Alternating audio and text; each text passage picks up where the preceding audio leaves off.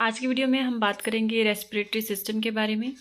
तो इसमें हम जानेंगे रेस्पिरेटरी सिस्टम में कौन कौन से ऑर्गन आते हैं और उन ऑर्गन्स का क्या काम होता है, यानी कि क्या फंक्शन है।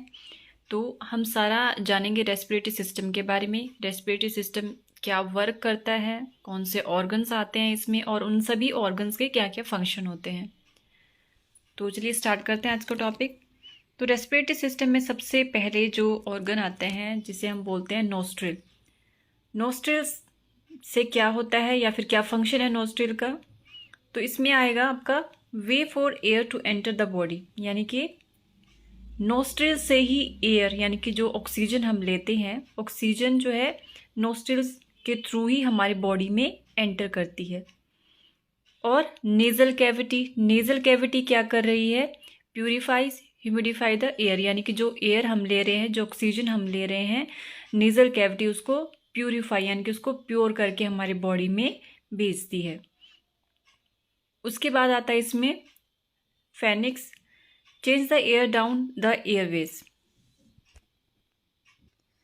यानी कि ये क्या है, एक ऐसा चैनल है जो हमारे जो एयर हम ले रहे हैं, जो ऑक्सीजन हम ले रहे हैं, उसको आगे पास ऑन करने में हेल्प करता है। उसके बाद आता है oral cavity, let's air and food enter. Oral cavity के द्वारा क्या होता है, हम नोज से भी ऑक्सीजन लेते हैं और मुंह से भी लेते हैं। तो इससे क्या हो रहा है, हम एयर भी ले रहे हैं और ओरल कैविटी से ही हम फूड खाते हैं। तो एयर और फूड दोनों ही ओरल कैविटी से ही एंटर होकर के हमारे बॉडी के अंदर जाता है। उसके बाद आता है इसमें epiglottis, keep food from the entering the Airways. Epiglottis एक तरह से जो हमारे बिल्कुल गर्दन में होता है, इसमें इसका क्या काम होता है, इसका काम होता है जैसे कि हमने काफ़ी वीडियोस में डिस्कस किया है कि हमारी जो फूड पाइप और विंड पाइप जो है वो डिफरेंट होती है, यानी कि अलग अलग होता है। यानी कि तो एपिग्लोटिस वहाँ पर क्या काम कर रहा है, फूड को हमारे जो विंड पाइप है उसमें जाने से रोकता है, यानी कि हमारी एयर को वो सिक्योर करता है, यानी कि फूड को फूड पाइप में भेजता है और एयर को जो हमारी विंड पाइप है उसमें भेजता है। तो एपिग्लोटिस क्या कर रहा है, एक तरह से एक प्रोटेक्टिव वर्क कर रहा है यहाँ पर। उसके बाद आता है इसमें pleural membrane, help keep the lung flexible, यानी कि प्लूरल मेम्ब्रेन क्या कर रहा है यहाँ पर, हमारे लंग्स को फ्लेक्सिबल कर रहा है। तो आप जब आप कोई वीडियोस अगर आप देखेंगे तो लंग्स क्या है हमारे, एक बार जब हम ऑक्सीजन लेते हैं तो वो एक्सपेल करते हैं, मीन्स जब उनमें ऑक्सीजन जाती है तो वो क्या है, एक बार फुल हो जाते हैं, यानी कि फूल जाते हैं। और जब हम ऑक्सीजन को हमारी बॉडी से बाहर निकालते हैं तो वो सिकुड़ जाते हैं। तो यहाँ पर वो क्या है, एक तरह से लंग्स को क्या कर रहे हैं, फ्लेक्सिबल बना रहे हैं।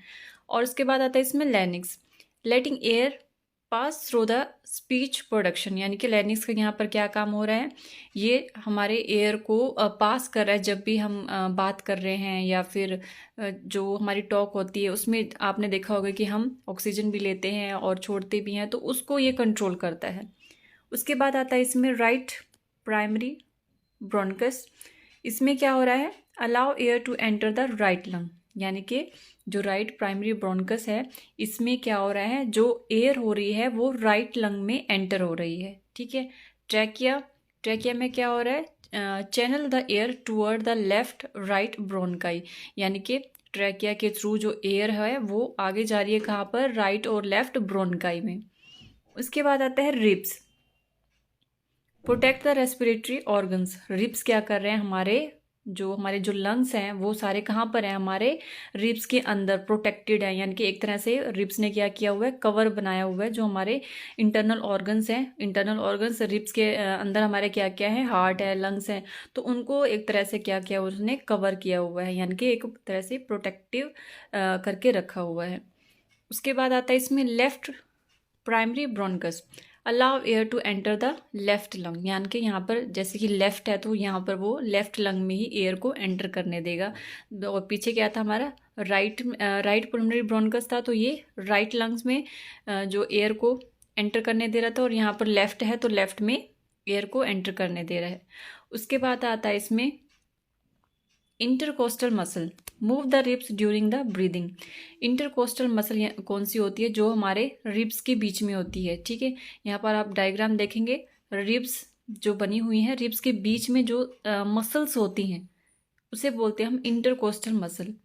तो इसका क्या काम होता है, move the ribs during the breathing, यानी कि जब ऑक्सीजन लेते हैं तब उसमें क्या है कॉन्ट्रैक्शन होती हैं, तो जो इसको हेल्प करता है, यानी कि ब्रीदिंग में रिब्स जो हैं ब्रीदिंग में हेल्प करती हैं। तो इंटरकोस्टल मसल भी इसमें क्या कर रही हैं, वो हेल्प कर रही हैं। उसके बाद आता है इसमें लंग्स, आपको दिखेंगे डायग्राम बना हुआ है दो।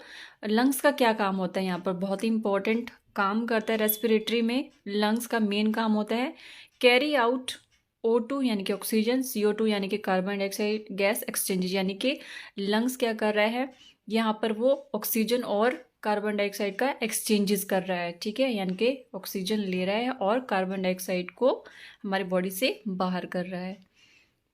उसके बाद आता है इसमें ब्रोनक्यूल्स, let's air reach the alveoli, यानी कि ब्रोनक्यूल्स का यहाँ पर क्या काम होता है। ब्रोनक्यूल्स यहाँ पर आप देखेंगे डायग्राम में देखेंगे तो इसका काम होता है ये एयर को हमारे एल्वियोल तक पहुँचाता है, और एल्वियोली क्या करती हैं, साइट फॉर O2 और CO2 एक्सचेंज, और यहाँ पर एल्वियोली ये वर्क कर रही है जो कि ऑक्सीजन को कार्बन डाइऑक्साइड में चेंज कर रही है।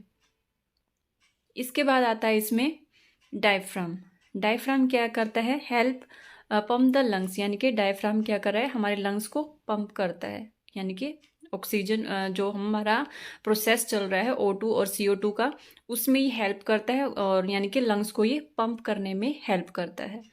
तो ये था हमारा रेस्पिरेटरी सिस्टम। तो इसमें कौन कौन से हमने ऑर्गन्स पढ़े हैं, नीजल कैविटी जिसमें नोस्ट्रिल आएगा, ठीक है, oral cavity, pharynx, epiglottis, pleural membrane, larynx, right pulmonary bronchus, trachea, ribs, left primary bronchus, intercostal muscle, lungs, bronchioles, diaphragm and alveoli.